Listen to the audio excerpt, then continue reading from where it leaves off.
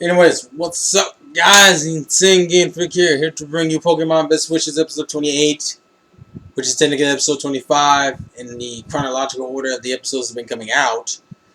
Technically, if the three episodes have been aired like they were supposed to, this be episode 28.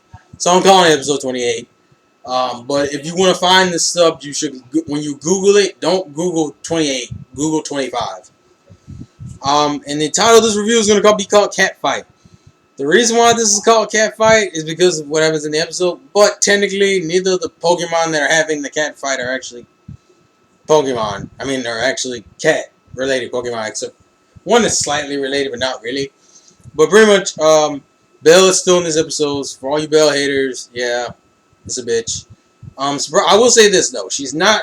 I realized something. Belle isn't annoying when she's not the part of the focus of the episode.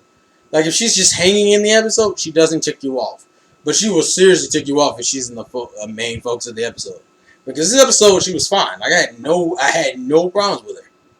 So she's fine if she's not being the focus one. So, I'm just throwing it out here, and just to let you guys know, she does leave at the end of this episode. So the episode really starts out as that Belle suggests...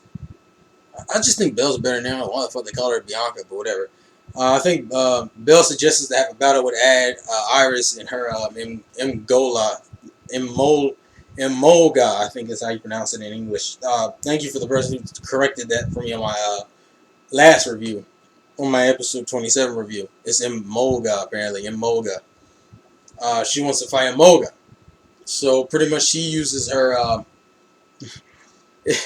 It's kind of a fucked up battle, and I don't even know if you would call this a legit battle, mainly due to the fact that what the battle really turns into is that it starts off like a normal battle. I think she sends out Suge Knight, or Pig Knight for you Pokey freaks, and actually Iris is doing fairly well, and she even gets it. She even gets it in a track with it, and it was like, yeah, Iris is accomplishing shit for once. Unfortunately, when she sends out Mincino, things shit hits the fan, so to speak. Because what ends up happening is it stops listening to her and keeps using Volt Switch, which I think is the English translation of the move. Which ends up her switching out with different Pokemon. Excadrill comes out at one point. Pansage comes out at one point. Fuck, even Ash's Snivy. And Snivy is where I'm going to bring this towards, because that's where this shit really starts. These motherfuckers, ooh, they Snivy and Molga just have it out the entirety of this. It's kind of crazy, but that's what happens. So anyways, what happens after that is that they kind of just say fuck the battling, because Molga won't fucking stop using Volt Switch for no reason. Because he's really carefree and kind of a I don't give a fuck thing. So they end up going for lunch. While they're making lunch and they just end up the lunch, everyone's eating, and fucking Ash sends out all of his Pokemon to eat, and freaking Emolga, it's like, I'm still hungry. So he uses a track on all of Ash's guy Pokemon, which is everyone except for, pretty much everyone except for Snivy, and steals all their food. And after they come out of the attract, they're like, who took our food? And then they start fighting each other. And it's kind of ridiculous. This is where they're like, what the hell happened? Who took the food, man? Who took the food? And Dento, ironically, actually gets what happened fairly easily. Because Snivy actually kind of rats Emolga out by grabbing it with Vine Whip and hanging it in front of everybody. And they're like, who ate all the food? And Dento actually explains it fairly well. But Iris defends her Pokemon thinking, well, maybe she's not the bad guy here. And they're like apologizing. Oh, we're sorry we doubted you, Iris, even though obviously it is the thing's fault. And then there's like this cool clash scene where it's like Snivy and Emolga, because Emolga's like, motherfucker, these bitches. Because remember, they're both girls. Yeah, remember that. Snivy's a girl too. So, yeah, those two, ooh, some shit happens. But pretty much after that, they all decide to take a nap. And while they're taking a nap, Emolga goes off and wanders when Kibago and Mijimaru, oh god, I keep Japanese name, Axew and Oshawott get up and follow it, and then Snivy gets up and follows them. And pretty much, Emolga wants some apples and sees a whole bunch of group of watchhogs fucking around the tree where she wants apples. She's like, fuck, how am I going to get these apples? Then Mijimaru, oh god, I'm so used to the Japanese name. Oshawott and Exu come by, and it pretends like it's all helpless and pretends like that the watchhogs attacked it and shit. So Mijimaru, I think Mijimaru has a crush on it.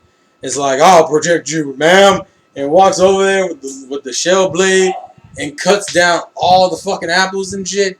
It lands on their heads. He even catches them like a cool way, but he gets bought. I swear to God, Oshawott just became a comedic motherfucker. That's what Oshawott is, a comedic motherfucker. He's a comedic motherfucker.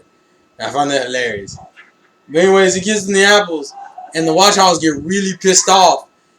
But unfortunately, while they're getting angry, they happen to wake up a Simseer and tick it off. And the Simseer, if you don't know what that is, it's the evolution of Panseer. Simseer gets kind of pissed off because the watchhogs wake it up, and then Ngola on top of that keeps fucking with it.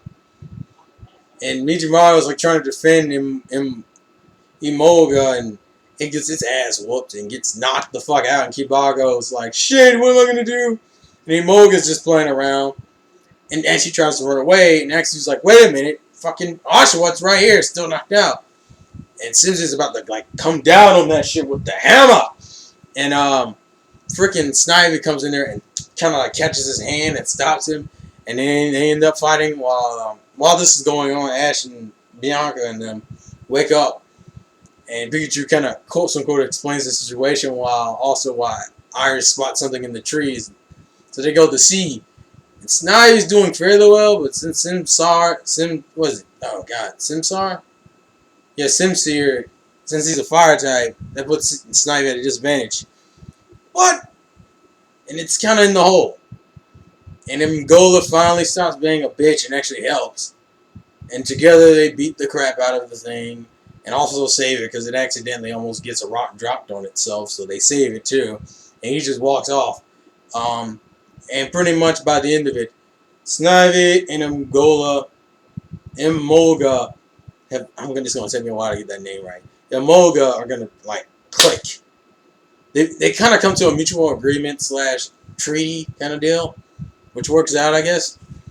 And pretty much, that's really how that episode ends. Also, it mentions how Iris has a long road ahead to train her Pokemon, and Ash is going for his 4th badge, and Bianca's like, your 4th badge? Dun dun dun dun. Where'd you get your 3rd one? And he's like, oh, I got it from Artie. He's like, oh shit, I need to go challenge that gym then. I'll see you guys later. And she leaves. I'm assuming Bianca, last time we checked, Bianca had 2 badges. So I'm assuming she still has 2 badges if she hasn't fought Artie yet. So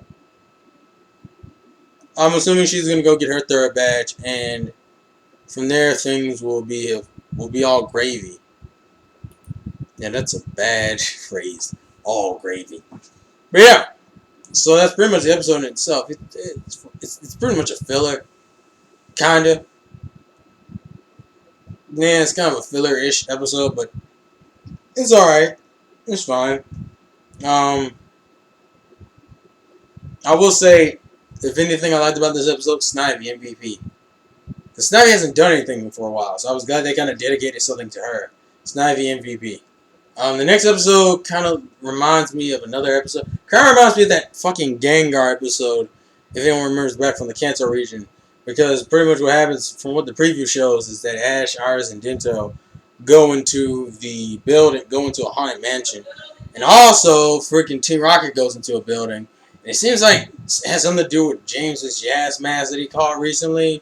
It's going to have something to do with it too. And I saw a lamp wick and oh wow. Just, every time. This is bullshit. But yeah. So it's supposed to be, I'm thinking it's akin to that kind of episode. I'm still worried about Team Rocket. And this, we need to catch Pikachu every episode bullshit. Please, God, don't make that a theme. Please, just let them wander around. Let them do evil deeds. Just don't let them keep yeah. Just don't let them do the I need to catch you, prepare for trouble, blah blah blah. We have made achievements, damn it. Oh, whatever. Life's a game, play to win, gotta catch them all. Tell me what you thought about this episode in the comment section below. Emolga, cutie or not, Snivy, G or not. She's like that chick you would. She's like that chick you could like beat like fight niggas and you still be cool with her. Like that's the way Snivy feels like. That's just me though. Anyways, I'll see you guys later for the next review. Peace.